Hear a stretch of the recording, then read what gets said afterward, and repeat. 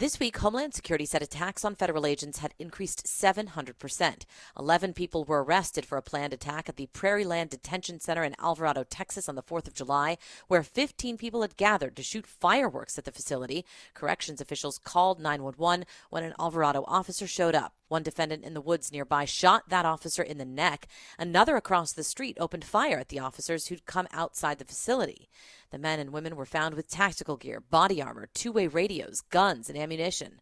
President Trump reacted Wednesday. Well, I think you have some very stupid people in the left who have some money that are making it available to these people, because you look at the guns they had, they were brand new. You look at even the clothing they were wearing, it looked like it just came out of some military shop.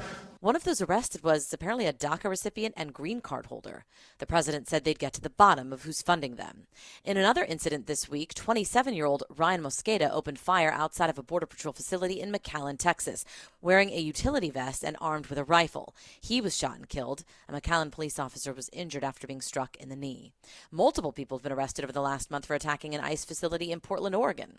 Now, to help protect ICE agents in some places like Los Angeles, the National Guard was deployed by President Trump. And they, along with agents, were seen fanning out across the popular MacArthur Park in L.A. Monday, infuriating Mayor Karen Bass. I'm not going to get used to it, because last I checked, I was elected to be mayor of the city. That did not include a federal takeover. So either you believe in democracy or you don't. But Homeland Security officials operate to a certain extent under the notion that there's safety in numbers, especially in certain cities where they will not get help from local authorities. For example, in Chicago, where Brandon Johnson is mayor. Our local police department will not ever cooperate with ICE. Operations to find and detain illegal aliens, most of them criminals, carries on with or without local support and in the face of violent attacks. Well, Americans should know that those who assault our ICE enforcement officers, our Border Patrol, or any DHS personnel, they will be arrested and prosecuted to the fullest extent of the law. Homeland Security Assistant Secretary Tricia McLaughlin. It even goes beyond assault, and it goes into doxing, and we're seeing a surge in doxing of our ICE enforcement officers, as well as their families, their spouses' places of work, where they live, being put online, where their children go to school. There's the intent to scare them into submission, but also to intimidate and possibly target with violence. And in that vein, because that's so terrifying, are there any changes being made that you can share with us that are as a result of this?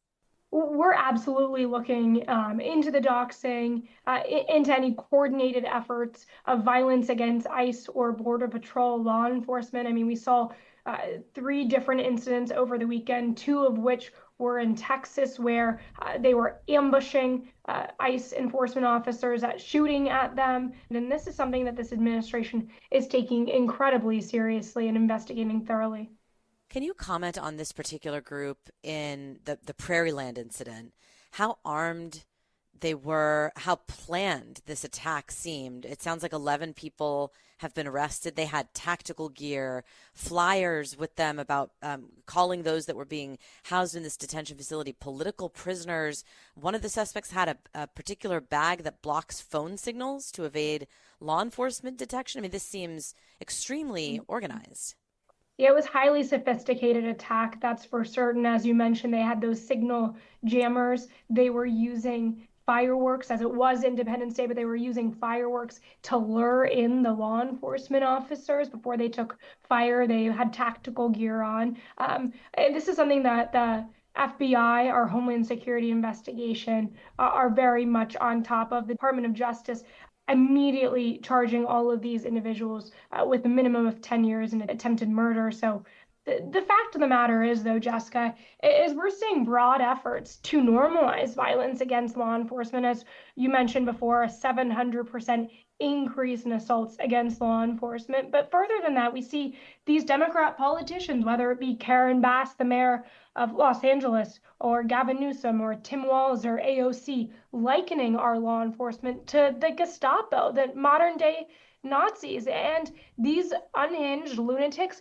take matters into their own hands, and they start to physically assault and shoot at our law enforcement. It is incumbent upon these Democrat politicians to turn down the rhetoric or someone is going to get killed. We already saw law enforcement shot. Thank God they're okay and non-life-threatening injuries. But this could have been a bloodbath, and we are so grateful for our law enforcement. And they put themselves in harm's way every single day to make our streets safe.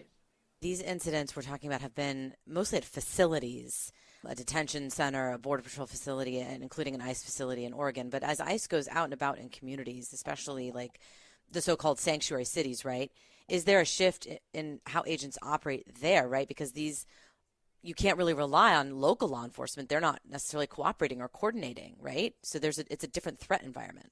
It is a different threat environment. You're absolutely right. And you've probably heard Tom Homan and Secretary Noem talk about flooding the zone in those sanctuary cities. And the reason that is because the sanctuary city policies, in part, don't allow our law enforcement, our ICE enforcement officers, to go into those jails and to lodge detainers to get those criminal illegal aliens out and eventually deport them. So what we have to do is we have to be on the streets conducting investigations, and it makes these communities less safe because there are these criminal aliens who are walking with impunity on those streets after having already committed crimes. But further, it is not to make that arrest is far less safe on the streets than it is in a prison or in a jail.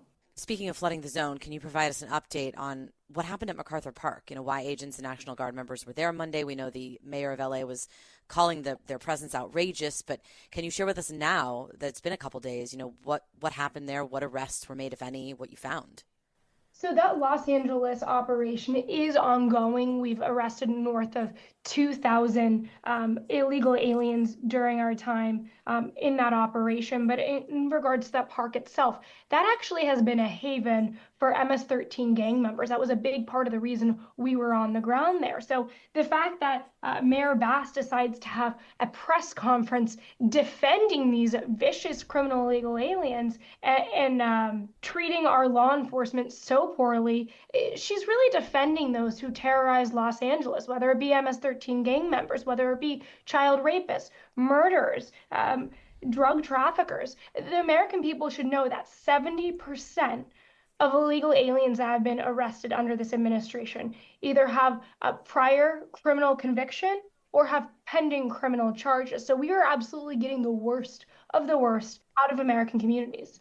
Can you give us any information too, Tricia, about what's going on with the president's ban on new asylum cases? We know this judge blocked that asylum ban, and even though nationwide injunctions aren't supposed to be a thing anymore for the Supreme Court, it sounds like this judge went ahead and certified a class of people who would be affected by an asylum ban. So is asylum still banned or not? Like, where are we?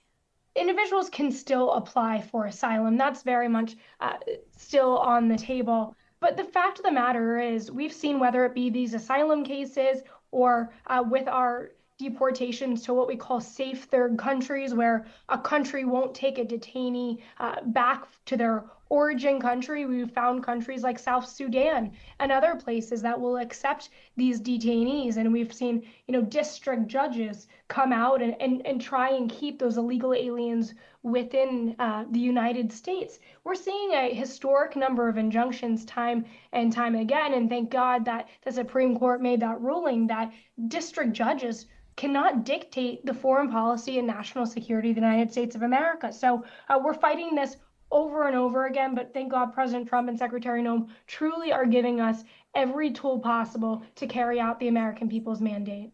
We know President Trump is headed to Texas. We know Secretary Noem has already been. She was visibly emotional about the floods. Can you help us understand, though, a little bit about what FEMA will eventually sort of look like? Because Secretary Noem being there, like right in the aftermath, might signal like more support and involvement by the federal government, not necessarily less, which it sounds like is the vision of this administration. Our thoughts and prayers and action go out to Central Texas and all those affected. But I think that the bottom line, when you're looking at what would be the future of federal emergency management, we want this to be state and locally led, but as well funded and major support coming from the federal government. But these state and localities, they know their communities best. They know how to best respond to these kind of emergencies. And so I think what people will be seeing is a less DC bureaucratic focus. I mean, take Hurricane Katrina. There's still payouts, Jessica, due from all the way back with Hurricane Katrina because FEMA has failed the American people time and time again. And so we want a streamlined approach to make sure Americans in crisis are getting the resources from the federal government they need, but it should and will be led by the state and local government. Secretary Noem's decision to not make us take our shoes off anymore when we go through the airport. Tell us a little bit about that decision, what went into it, and why we're sort of off the hook after, gosh, so many years of having to do this.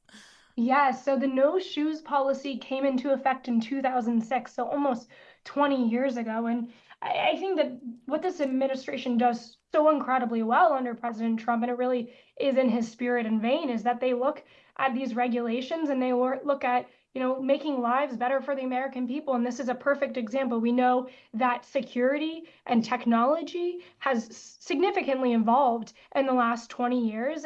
And there was no reason from a security standpoint to make passengers traveling through security continue to take off their shoes. So this is going to make wait time shorter, as well, of course, traveler experience better by not having to remove your shoes. And we are still going to have that great standard of security. So I'm excited to travel with my shoes on, and I think millions of Americans are as well.